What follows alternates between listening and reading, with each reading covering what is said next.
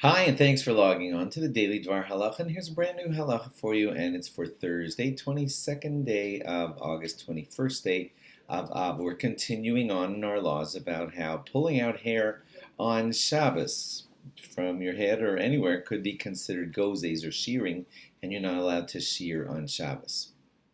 Okay, so if you have a bandaid stuck on, let's say, your arm, and there's some hairs on your arm, and when you pull off the bandaid, you're going to pull out hairs. That's a problem. According to a lot of rabbis, you should try to just leave the bandaid there and take it off after Shabbos if possible. The Shmir Shabbos Kilchaso does say that if it's causing you great discomfort, then you might be able to just gently pull off the bandaid. If it's going to be a chatzitza, that band-aid is on your fingers, let's say, and it's going to be a chatzitza, it's going to block the water from the tilas yadayim getting all over your hand, then you would be allowed to remove that band-aid on Shabbos.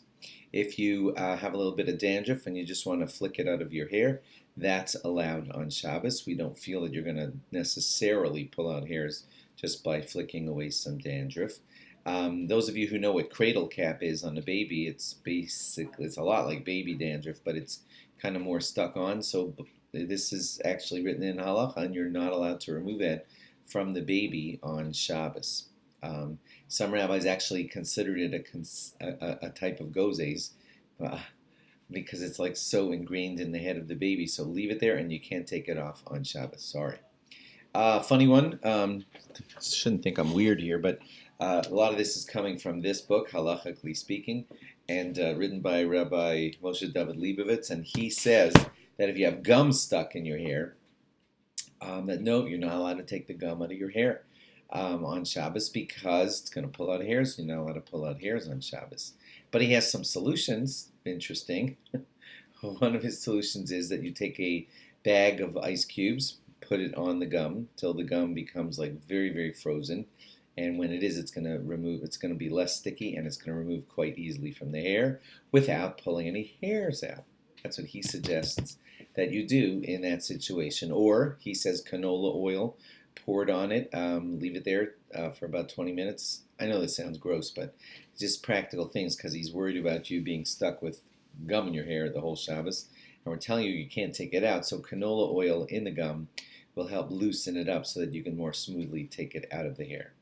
And lastly, if you've ever heard talk in halacha about mirrors not being used on Shabbos, there's a reason for that. It was in olden times a common thing that mirrors had sharp edges, and somebody looking at a mirror would see a hair and just be like a little tempted to just scrape off a hair. And so the rabbi said you better not use mirrors because you're gonna sort of out of habit just scratch off a hair. Nowadays, that all of our mirrors are pretty much not sharpened at all, and they're beautifully encased in, their frames and whatever. So most rabbis are allowing mirrors today on Shabbos because that old problem of scratching off a hair with your mirror is not a problem anymore in our generation.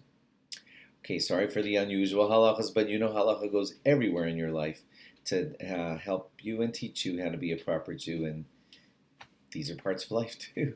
Thanks for logging on. Log on again tomorrow for more. Bye-bye.